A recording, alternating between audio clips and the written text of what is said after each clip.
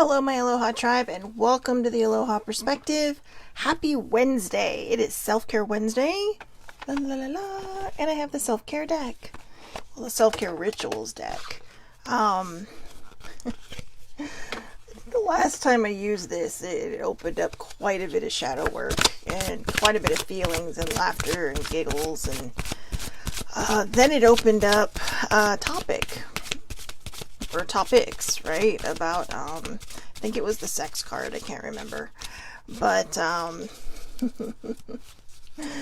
know, still giggling, but I'm just giggling because I see how much work I've done since that particular, perspective, and it's been a lot. It has been a lot. It's been a lot of self-discovery, not that kind of self-discovery, but, it's been a lot of self-discovery, new understandings, just a lot of things. Good morning, baby sibling. Happy hump day, hump day, hump day, hump day.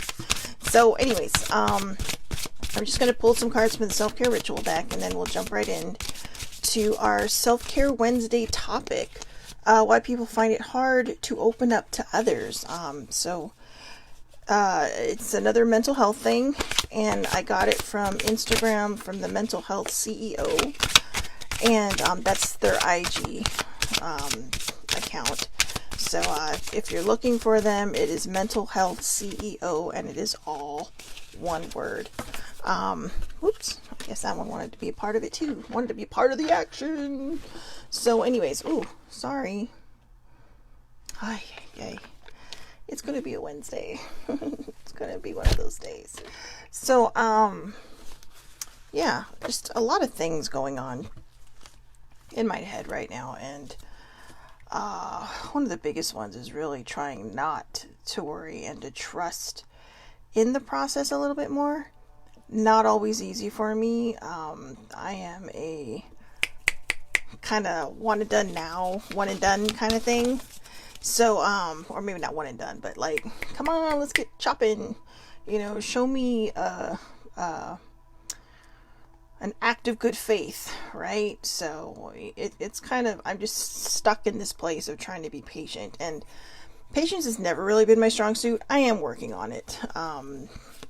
People say that I've heard Capricorns are patient, but I'm not sure I'm one of them. So anyways, let's start with the self-care ritual deck. And look, I must have manifested that one because sex came up. Do your thing, okay? If you need some self-care, do your thing. These cards are very colorful and pretty.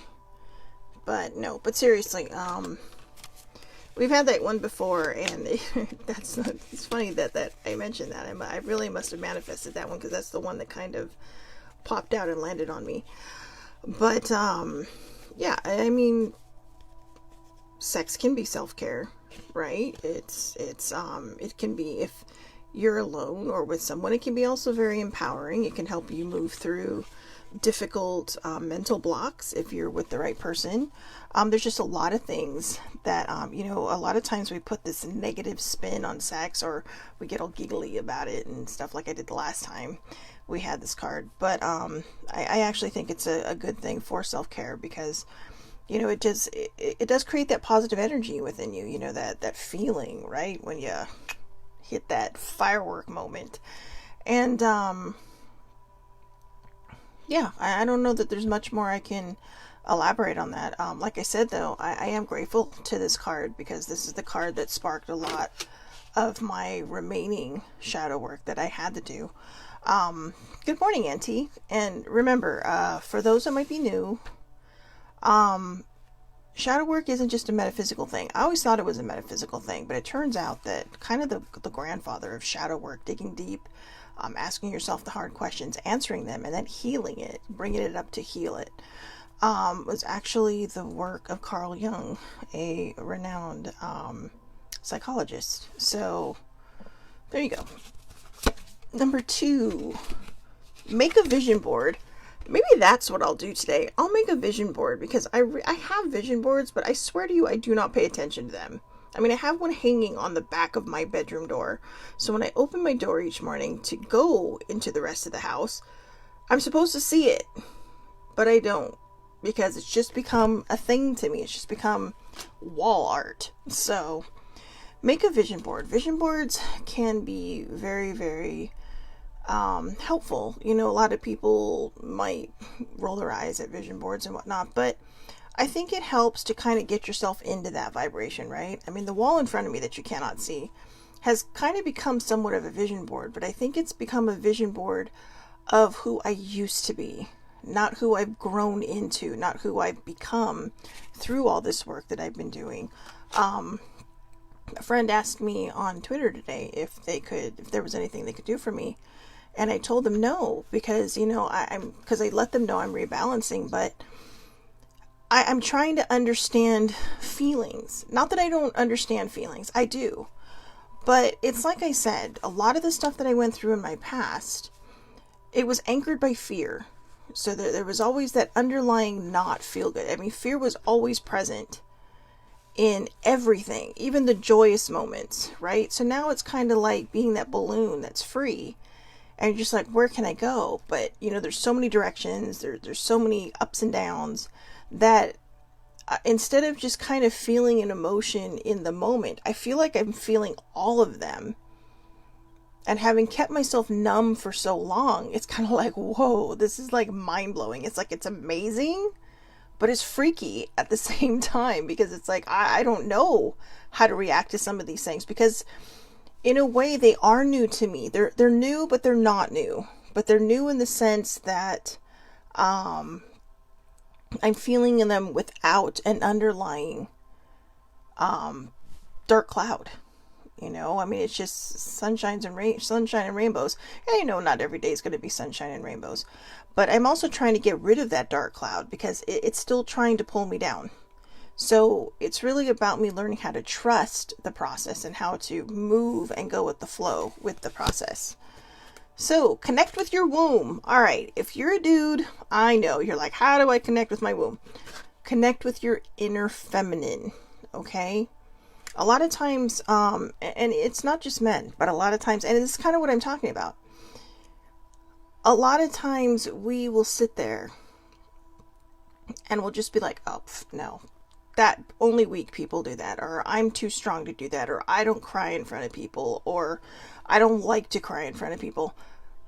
You got tear ducts. Use them. If you need to, use them. Don't be ashamed. Don't be ashamed. How many times have people said, wow, I really like that you're in touch with yourself, whether you're a man or a woman, or whatever, you identify as. You know, it's okay. If we weren't meant to shed tears, we would not have tear ducts in our eyes. So, or in our eyelids.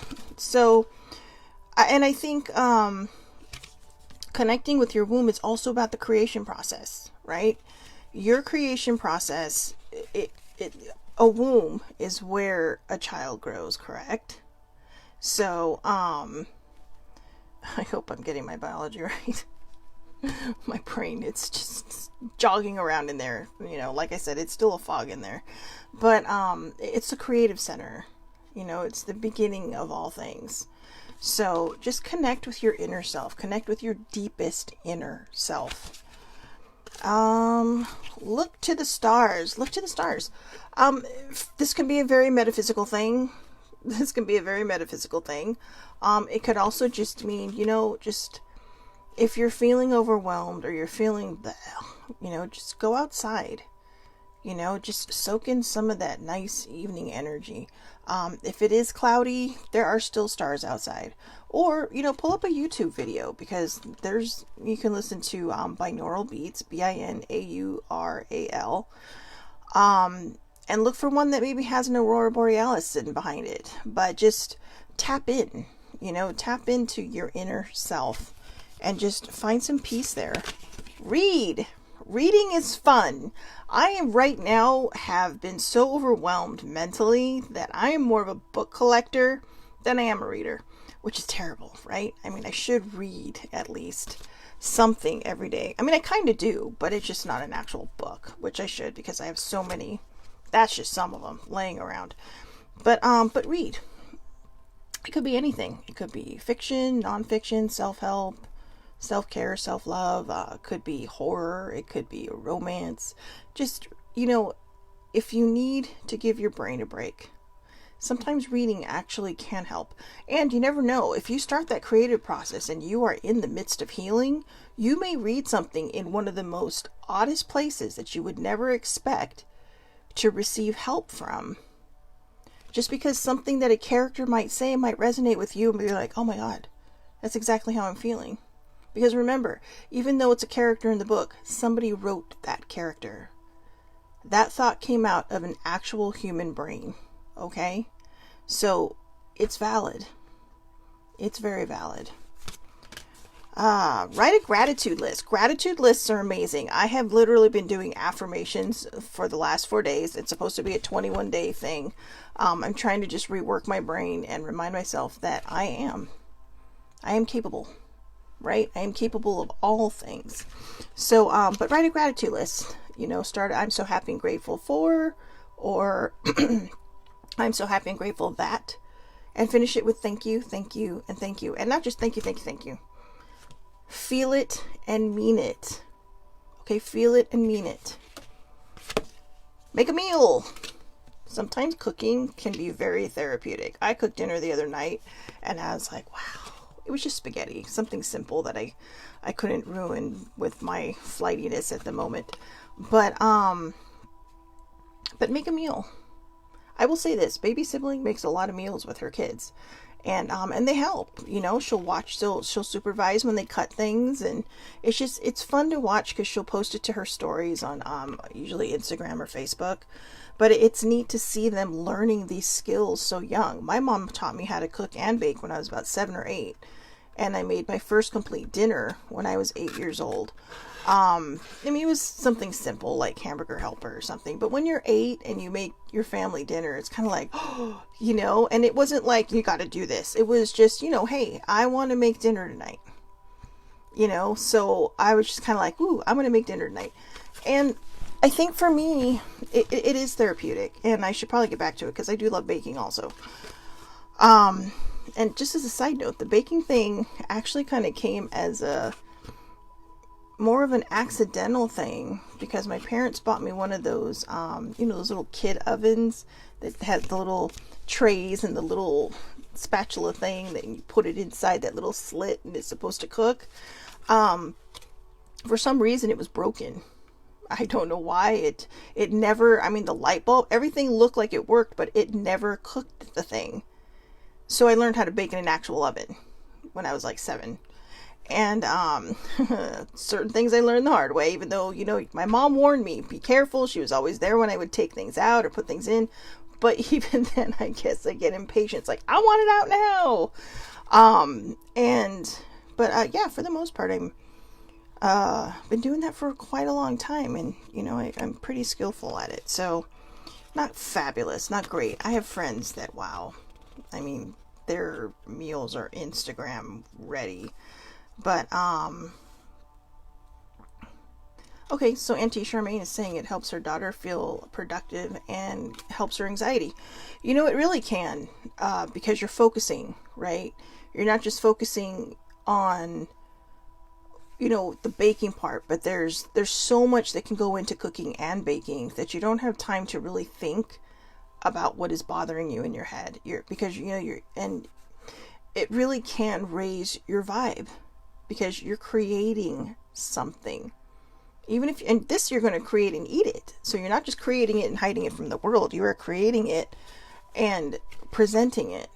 So the last one is clear your energy field. And baby sibling saying that, cooking helps her anxiety too. It helped my anxiety the other night. I don't normally get, I'm fortunate in the sense that my depression is not normally coupled with anxiety. Lately it has been just because of some of the situation I've been in, which I've talked about this week.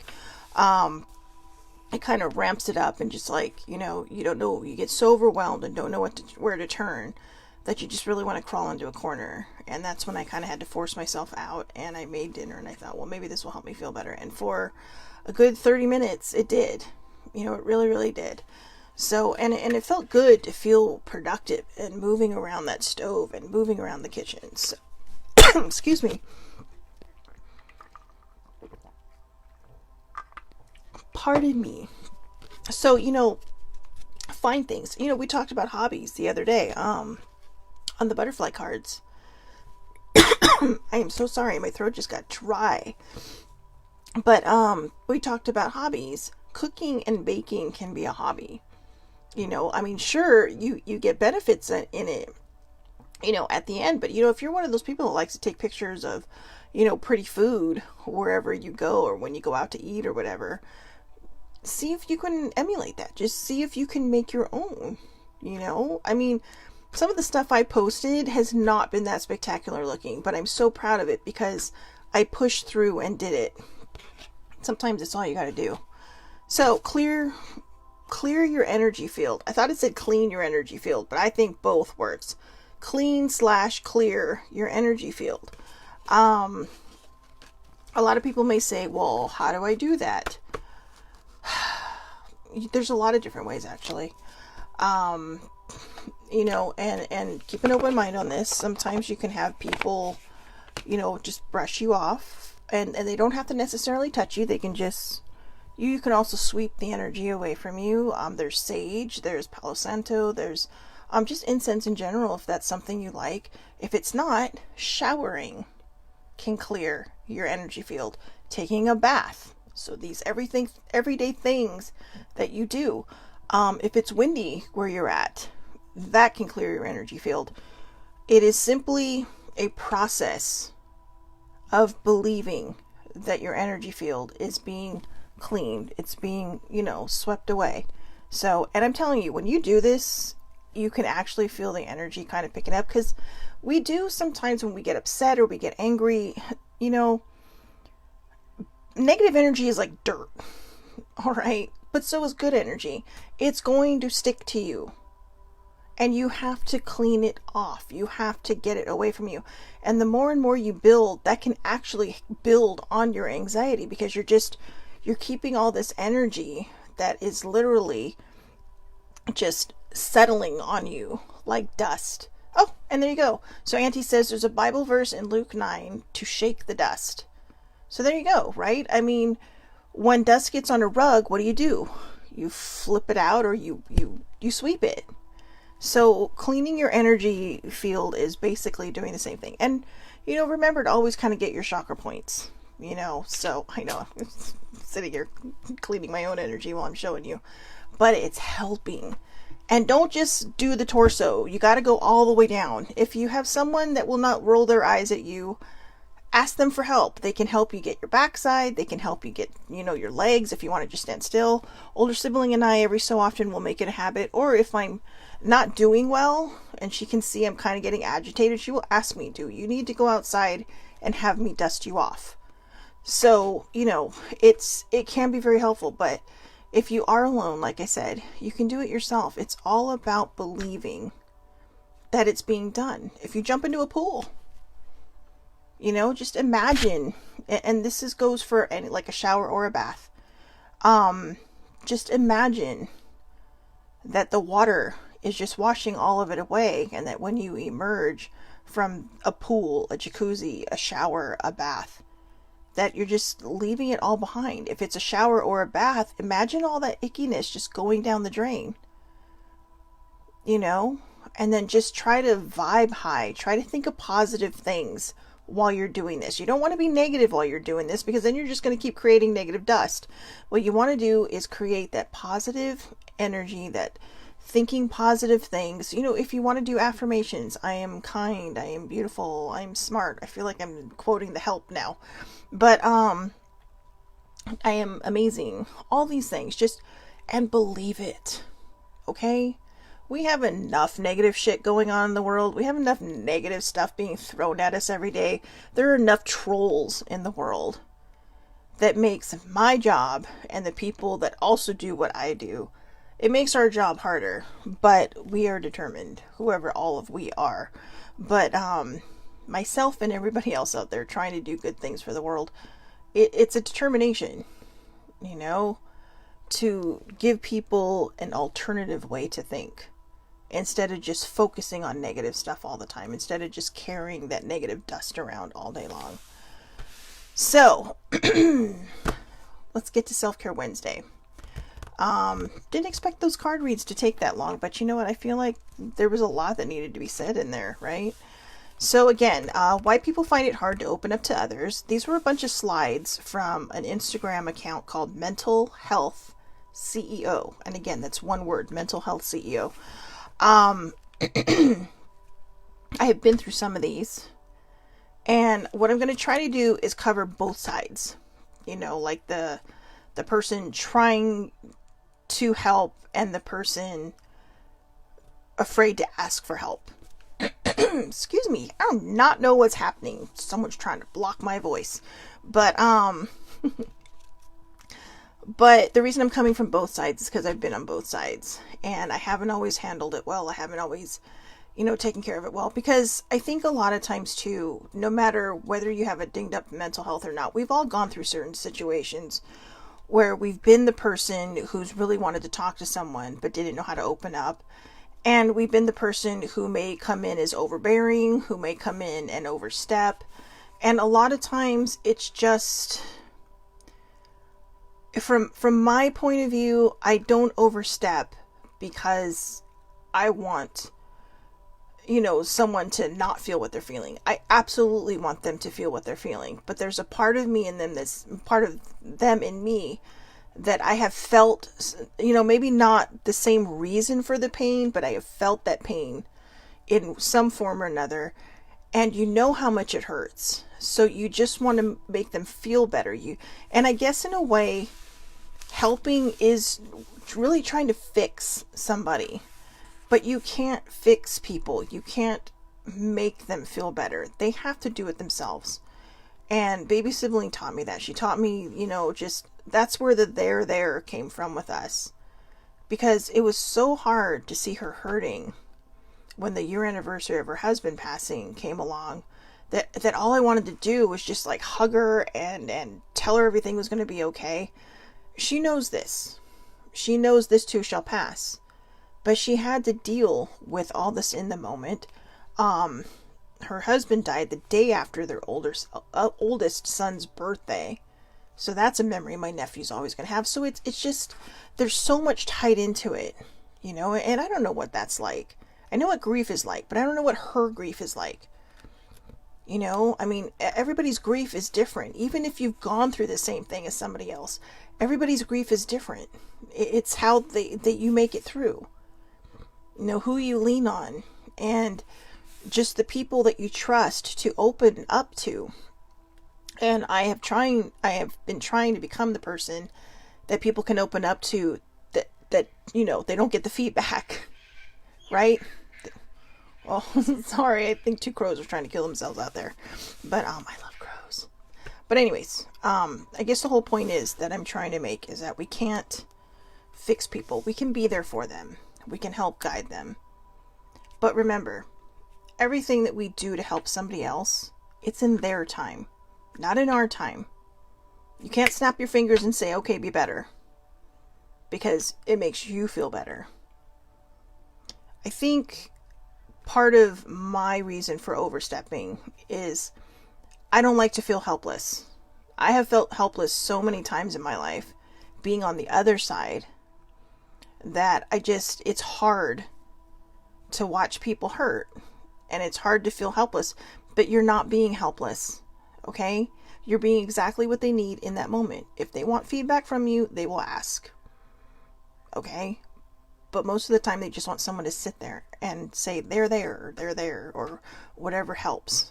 But, yeah, exactly. What Auntie Charmaine says, I've used this term quite a bit in the past on the vibe and now the perspective, that you can lead a horse to water, but you can't make him drink. Right? So it's all about just being there.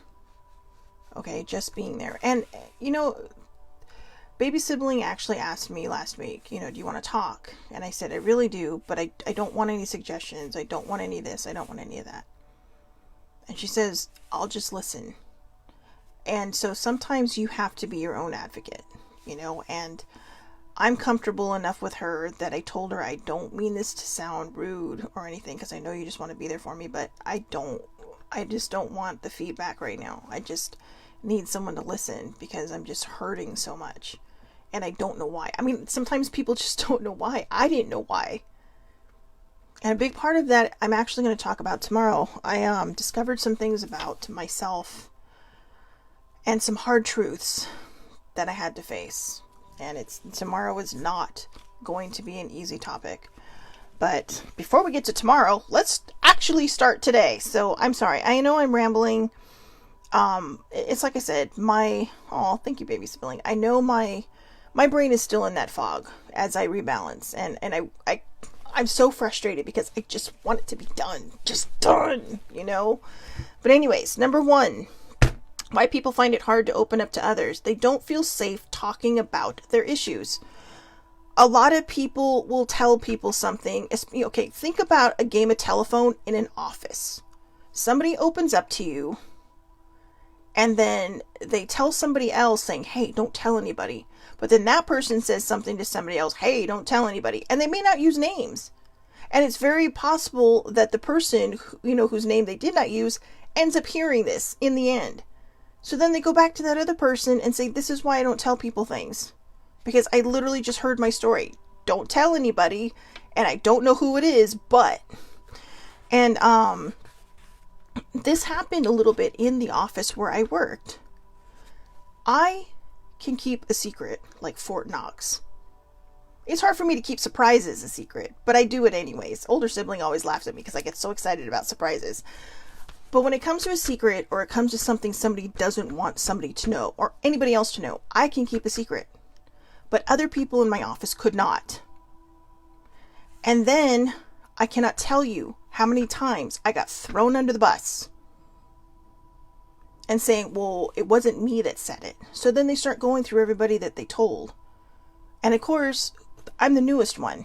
So who gets blamed? And I found that to be very, very unfair. But it's office politics, right? So, and yeah, my aunt's right. It does get misconstrued sometimes too. It's like, oh yeah, did you hear about it can turn into like a story about an African elephant and end up in a story about Dumbo and pink elephants, That's what I mean, how the truth can become so distorted and then end up very cartoon-like. But Dumbo's so cute. I can see why older sibling loves him so much. So, if you are asking someone to confide in you because they need an ear, keep the fucking secret. Okay? I am dropping that F-bomb because it's so important that if you want someone to have your trust, you need to give them a reason to trust you. Okay? And if they say they said it wasn't them, so it must be you, just say, you know what? You told me something in confidence and you trusted me, and I'm not going to break that trust. I can't tell you how to feel about other people that you've known longer, but the sad thing is the truth actually did come out several times that it wasn't me, in fact. But there was never an acknowledgement. And I'll tell you, I just kept getting quieter and quieter and quieter. I stopped talking to people about certain things. There were only certain people I would talk about with stuff. In fact, I was kind of just shooting things out there with older sibling and said, sometimes I wish I could go back to my old job because I really miss the people. And then I thought, you know what? There's about 5 people I really, really miss. Because the other ones let me down. They threw me under the bus. And I found this out over the last several years since I've been gone. It's like, I thought you had my back. I thought you cared about me. So you also have to be careful on where you put your trust. It doesn't make them bad people. It just means that some people are willing to step on other people to move up and to go to higher places. Some people will say, oh yeah, let's keep in touch. And then you hear nothing.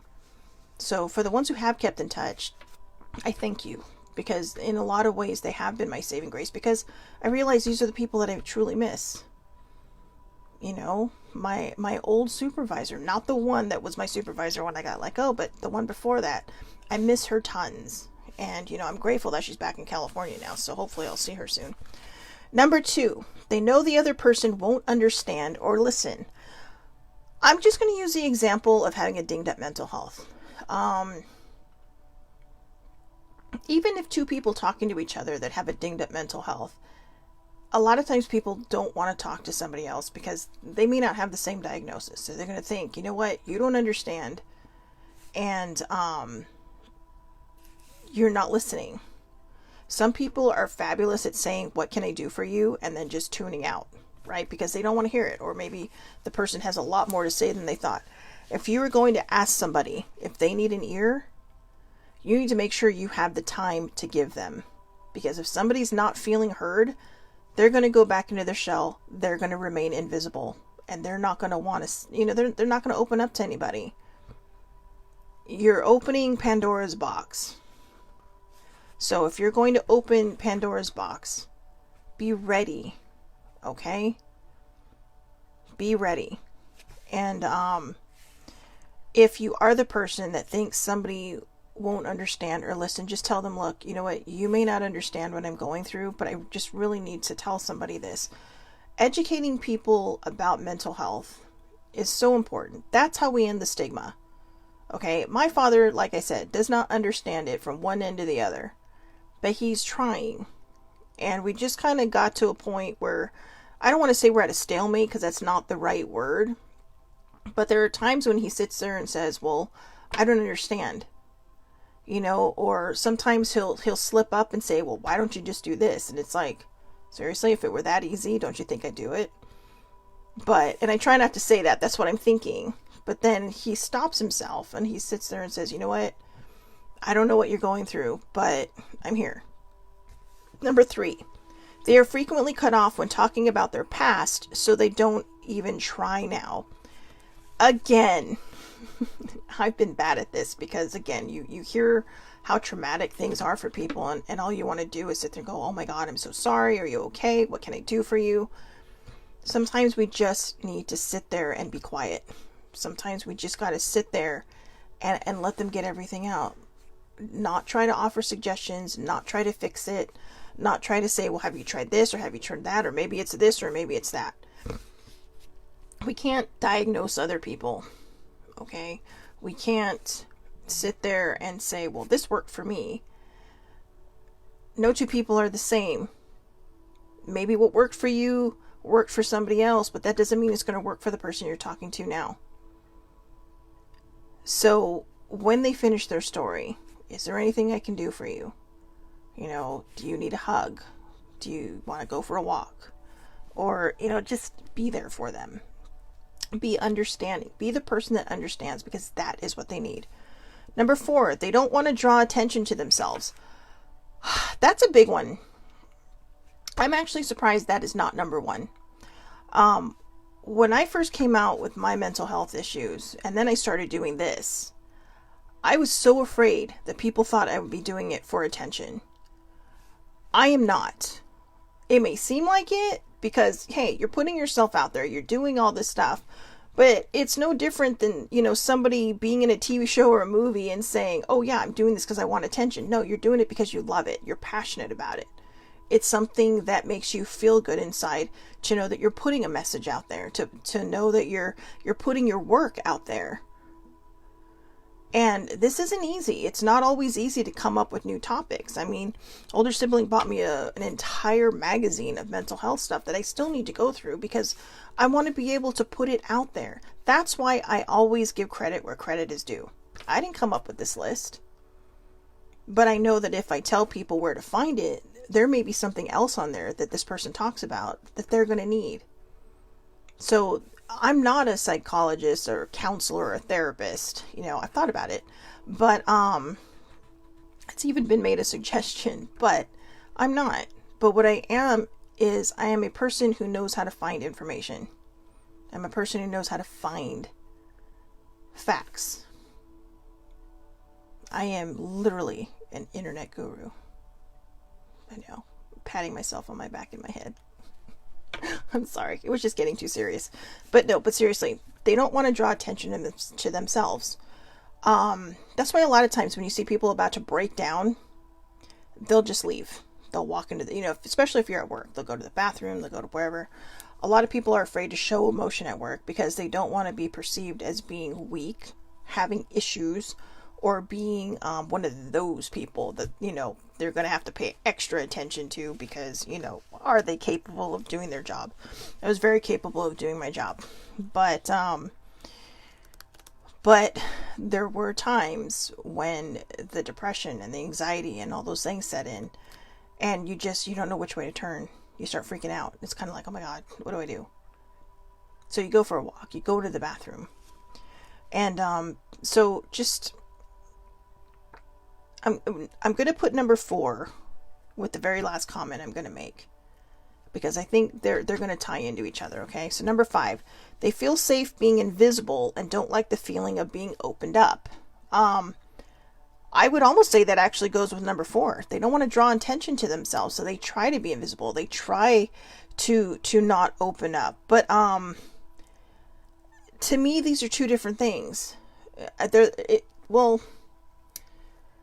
the same, but they're different. Some people like to be invisible because they just don't want people, they don't know how to deal with people.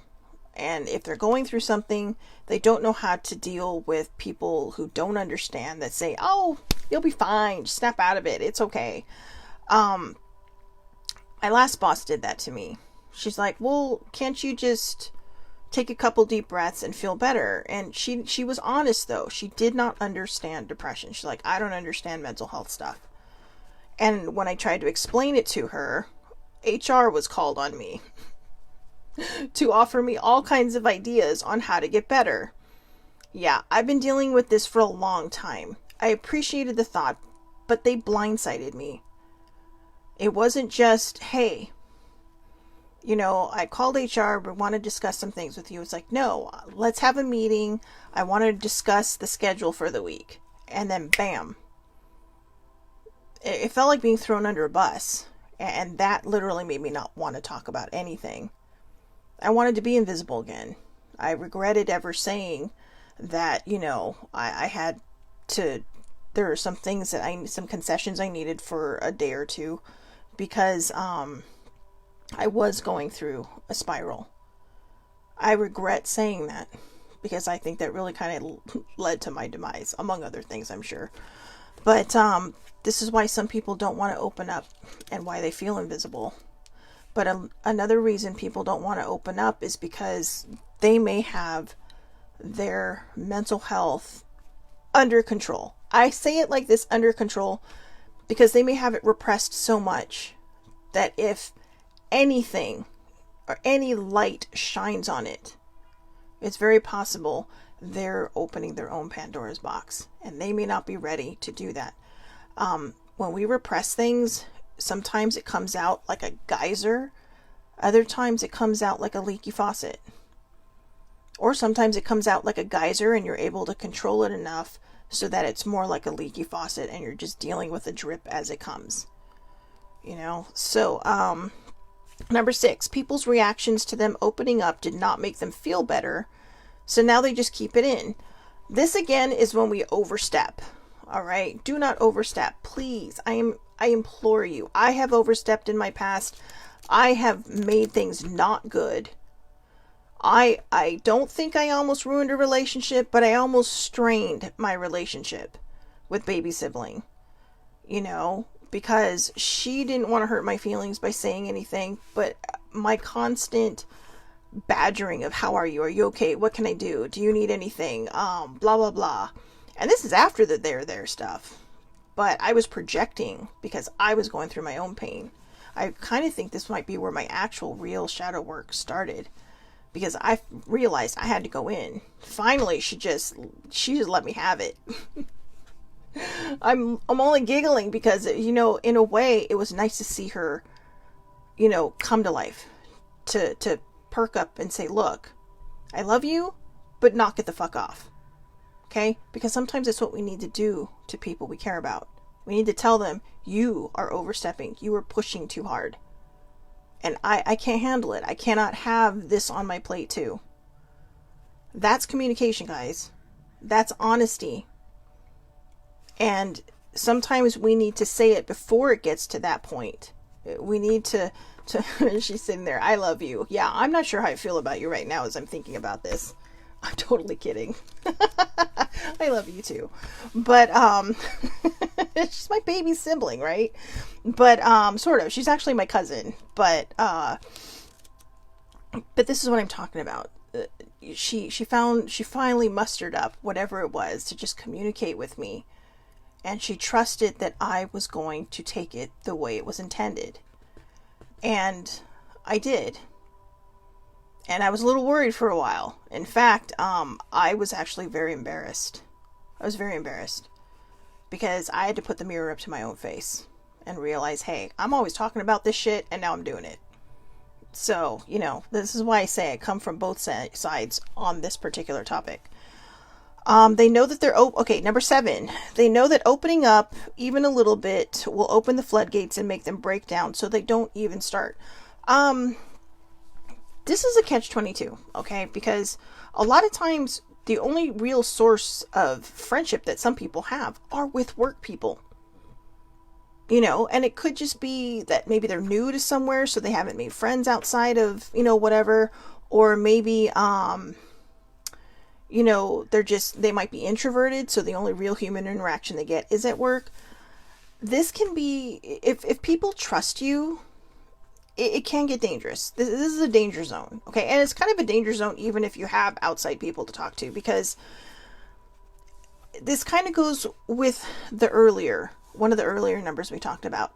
If you are asking somebody how they're doing and you aren't sure because they seem pretty low, if you open Pandora's box, you have to be willing to sit there until it's ready to close again.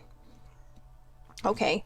You can't just say, hey, how you doing? Open up to me, and then say, it's like 2:00 now. I have to go. Sorry, I have a meeting. And some people might even be lying about that meeting just because they're not ready. They don't know what to do. They don't know how to hear this. Be a good listener.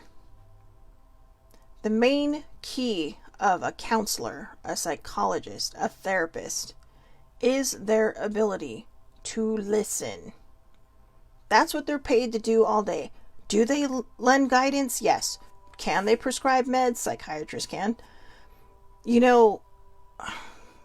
But their main job is to listen. It's to listen. Okay? So then, number 8, they don't want to hear unsolicited advice from others, which they are used to.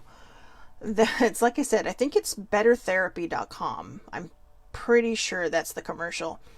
They have a commercial with a person sitting there like, I'm basically they're kind of explaining where they're at mentally. And then they show all these other people, hey, take up a hobby. Why don't you go surfing? Why don't you go skiing? Smile more.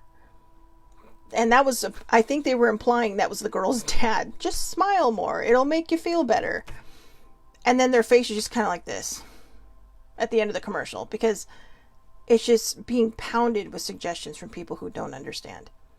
And there are going to be times when people do understand that they're going to pound you with suggestions because maybe they're in a better place now. But again, what works for you does not necessarily mean it's going to work for others. You can simply say at the end, when they're done, if, you ever need help, or you ever want me to help, I'm happy to help guide you. I can tell you what worked for me. I know it may not work for you, but I'm just, if you want me to make any suggestions, it's fine. Ask them. Read the room first, because that may not be where they're at this moment. But ask them if they want suggestions, because you never know. You might prattle off 5 things, and the 5th thing that didn't work for you, but the other 4 did, might be what works for them. But read the room first. Don't just spew it out there and say, yeah, this worked for me, it'll probably work for you, or smile more. Seriously. So anyways, the last thought I had, and I actually looked this one up separately because I was trying to think, how do we ask people if they're okay and want help without just getting, I'm fine. So this is the reason why, despite not looking okay, people answer with, I'm fine. And that's basically the 8 of these things, right? Because they just don't want to hear it. They're just going to say, like, you know what, you're not going to understand. You have not proven to me during any conversation we ever had as normal people that you were going to listen and understand. And you're going to need to figure out who you can and cannot talk to. And that can be hard. It's a weeding process. But on the other end, if somebody asks you and you do trust them, don't just say I'm fine. They're genuinely trying to help you. Use your spidey instincts. Okay? Use your spidey instincts. Because talking about it can make you feel better. Getting it out, unrepressing it, can make you feel better. It's like a volcano letting off that steam, or a tiny little tremor of an earthquake just letting off the pressure, right? It's like having an asthma attack and having your inhaler nearby, and then you have that relief from the pressure. Mental health is such a shaky bridge. Okay? Not a sidewalk. It's like a shaky bridge. And, you know, or like even like a suspension bridge, right? I mean, you go on it, more times than not, you're going to be safe. But the minute somebody else comes in, or something else, maybe it's just a situation in general, steps onto that bridge, it's going to start shaking. It's going to start wobbling and swaying. And then you're just going to feel overwhelmed. And you're going to get scared in some cases. Or you're just not going to want to go down that path again, because you don't like the way it feels. This is why I've done all this shadow work. And it was, like I've said in the past, it was not for the faint of heart. It was very hard. And I finished it up last night. I didn't realize there was like it feels like my shadow work, the way I said it in my journal was, I don't know how many people have seen a jumble puzzle, but it's like 4 or 5 scrambled words with circles, right? So you have to figure out the word. Then the letters that are in the circle gives you the final answer down below. That's what it felt like. It felt like a jumble puzzle, where I had to figure out all these different shadow works to get me to the final answer. And it threw me for a loop last night. I literally journaled for 2 hours. If you want to ask somebody if they need help, try this. Has there been anything bothering you recently? It's direct and doesn't leave room for I'm fine. I mean, they could say no, but it's better than saying, are you okay? I'm fine. And then they're just kind of like, okay, bye. But if you actually ask them, have you been going through anything that's bothering you recently or lately? It may make them feel like they're in a safe place with you, because it doesn't just feel like you're trying to make conversation. It genuinely feels like you're taking an interest in why they're not maybe feeling as joyful as you normally see it. You know, in the mental health world, we talk about a mask that people wear. In fact, there was even a commercial for some meds that was going around, where they used a little paper mask, right? And it was like, I think it was a medicine to use on top of your antidepressants. But sometimes the mask slips. It is very hard to keep that mask up, which is one of the reasons why I refuse to wear one anymore. You basically get what you get. And I am working on not making it so dramatic when I have those moments where I'm just uncertain on how to deal with things. But I think it's fair to myself and to the people around me and this is just my opinion, okay? This is my perspective, and I am not saying it's going to work or should be used by anybody else. For me, I think it's my way of showing them, look, I trust you to be able to be myself in front of you. There are times when you need to put the mask on, and it sucks. You know, but when you're around your own people, it's not about letting the mask slip. It's about showing them your vulnerability. There is vulnerability and strength. When I finally started showing my vulnerability, that's when I really started to see the people that wanted to help me, that wanted to see me through everything that I was going through, that became my true support system. You know, my auntie who's on here, baby sibling, older sibling, you know, and they know how to, even on the phone, I don't know how she does it, but if I'm on the phone with baby sibling, she'll be like, well, what's wrong? It's like, nothing, I'm fine. So don't lie to me. Just tell me what is wrong with you. I'm going to get it out of you. And we're in that place in our relationship where we can do that. And if there really is an adamant, I don't want to talk about it, then you just have to settle for that. But they know to ask, they know which questions to ask. You know, and I will say this for baby sibling, that even before she started going through what it is she goes through, I've got skills, yo. Yeah, you got skills, yo. But she'd make a great interrogator, right? But even before she experienced the super amount of grief as a widow, she still knew. She's like, okay, I'm sorry, I'm laughing because she's like, haha, I still get it out of you eventually. She does. She really does. You know what? It's scary. Okay, this girl really is like an interrogator. She just butters you up, and then all of a sudden you're comfortable, and you're like, well, you know what?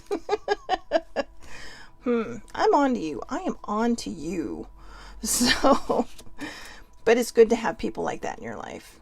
You know, older siblings the same. Sometimes we run into walls because she does like to fix things. She doesn't want to see people hurting either.